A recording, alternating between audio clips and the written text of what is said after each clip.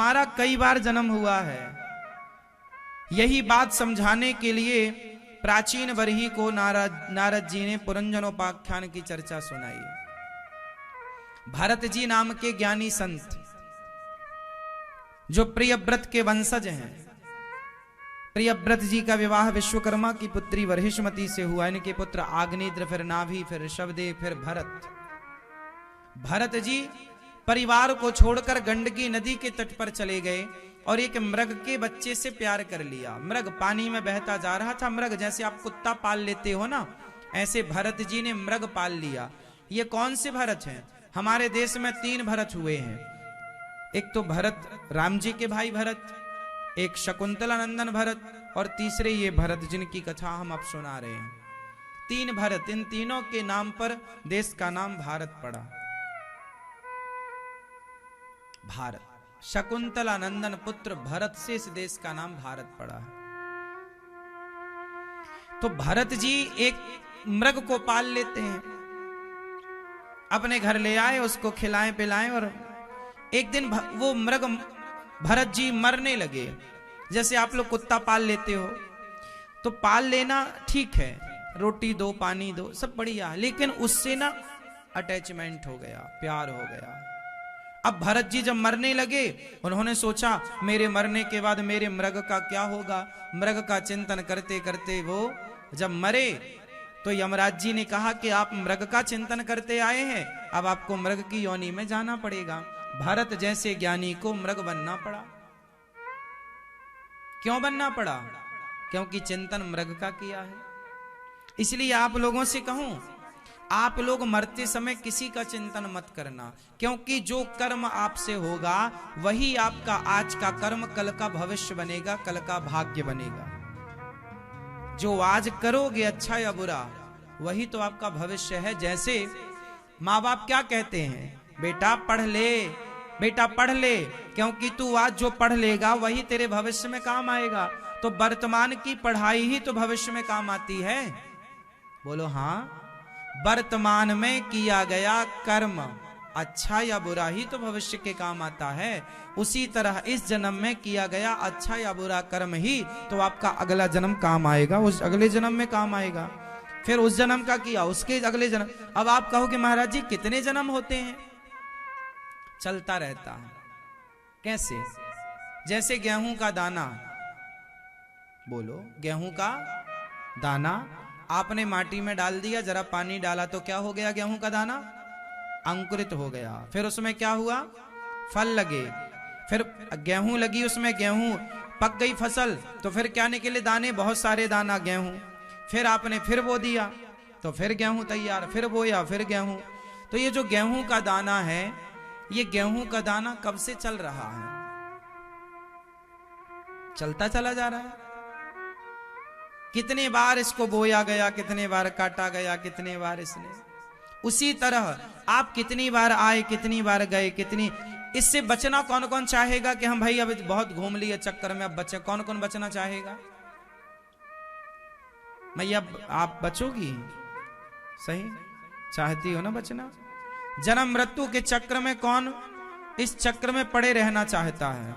कौन चाहता है कि हमारा फिर जन्म हो, हम फिर मरें, फिर जन्म हो, फिर मरें? और कौन चाहता है कि हम मुक्त हो जाएं? कौन चाहता है इस चक्र से मुक्ति? कौन चाहता है? मैया काहे झोले को परेशान कर रही हो? बताओ, जन्म मृत्यु से मुक्ति चाहती हो कि नहीं? सही तो बताओ कैसे होगी, आप ही बताओ। हाँ? अच्छे कर्म करेंगे तो अच्छे कर्म करोगे तो राजा महाराजा बन के आ जाओगी, रानी बन के आ जाओगी।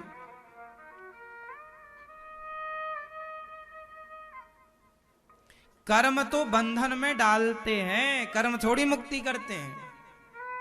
कर्मों का काम है बंधन देना। आप अच्छे कर्म करोगे तो अच्छे फल भोगने के लिए आओगे, बुरा कर्म करोगे बुरा फल भोगने के लिए आओगे। तो कर्म चाहे अच्छा हो चाहे बुरा हो, बंधन तो है ही ना। और हम बात कर रहे हैं मुक्ति की, तो मुक्ति कैसे होगी? कैसे होगी? हाँ, मुक्ति होगी। चक्की चलती है, सारे दाने पीसती है, पर चक्की के बीच में एक खूंटा होता है, उसमें दाना चला जाए तो पिसता नहीं है।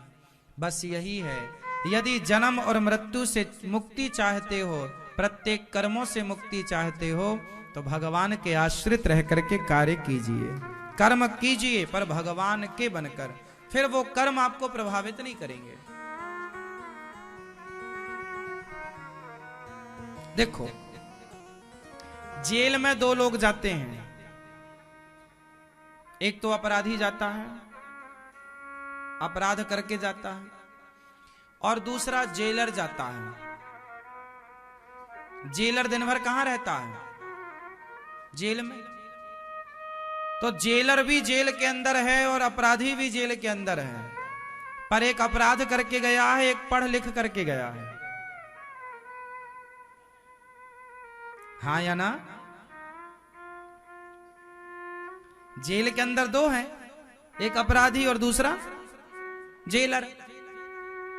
जेलर जेल के अंदर ही तो रहता है, तब ना वहां की व्यवस्था करेगा कि आज अपराधियों ने, कैदियों ने क्या खाया। अभी भोपाल के सेंट्रल जेल में अभी 28 फरवरी से जेल के भीतर कैदियों के लिए कथा है।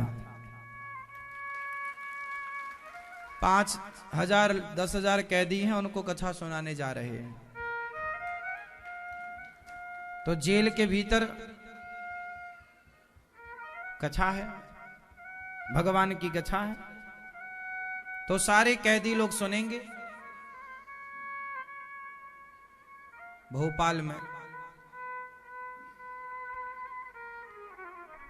तो वहां जेल के अंदर कैदी भी है और जेलर भी है। फर्क इतना है कि कैदियों को तो बंधन है, पर जेलर बंधन में होता हुआ भी बंधन से मुक्त है। बोलो हाँ भाई, जब जेलर भी अंदर जाएगा तो बाहर से दरवाजे लॉक तो हो ही जाते हैं। वहां का तो नियम है कि आप अंदर गए तो बाहर दरवाजा खुला नहीं रहता, पूरा लॉक होता है, पूरी सिक्योरिटी होती है। तो जेल के अंदर जेलर तो है, पर वो मुक्त है, जब चाहे आ जाए, जब चाहे चला जाए। लेकिन कैदी के लिए ये सुविधा नहीं है। हाँ या ना? तो देखो, भगवान की शरण में जाने से एक फायदा है।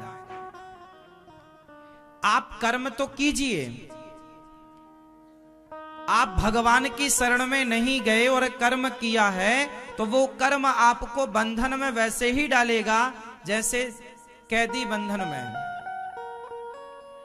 और यदि आप भगवान की शरण में जाकर कर्म करते हो कि हे प्रभु, ये पत्नी आपकी, पुत्र आपका, व्यापार आपका, हम तो भगवान के हैं, भगवान के बनकर जो कर्म करता है वो संसार में रहता कैसे है? जैसे जेल में जेलर रहता है, कि जेल की कोई भी व्यवस्थाएं उसे प्रभावित नहीं करती। भाई, जेल कैदियों के लिए नुकसानदायक है, जेलर के लिए थोड़ी नुकसानदायक है। हाँ या ना? कैदियों के लिए जेल चिंता का विषय है, लेकिन जेलर के लिए जेल चिंता का विषय नहीं है। वो तो मस्त रहता है जेल के भीतर भी जेलर। हाँ या ना? उसी तरह जो भगवान की शरण में रहते हैं वो संसार एक जेल है।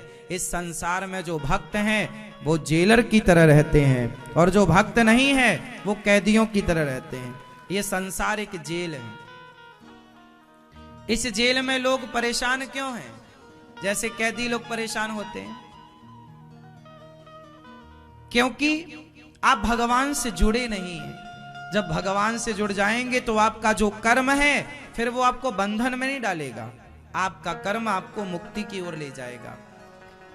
इसलिए भगवान के बनकर कार्य करो। अभी आप क्या कहते हो? महाराज जी, ये घर हमारा है, ये बेटा मेरा है, ये पत्नी मेरी है, ये दुकान मेरी है। अभी आप कहते हो ये सब मेरा है। ये रॉन्ग है, ये गलत है। सही क्या है? हे प्रभु, जो कुछ है सब आपका है, हम भी आपके हैं। आपके बनकर कार्य किया जाए तो काम करते हुए भी अभिमान से बचा जा सकता है, पाप से बचा जा सकता है और बुद्धि भी निर्मल रहती है, कोई नुकसान नहीं।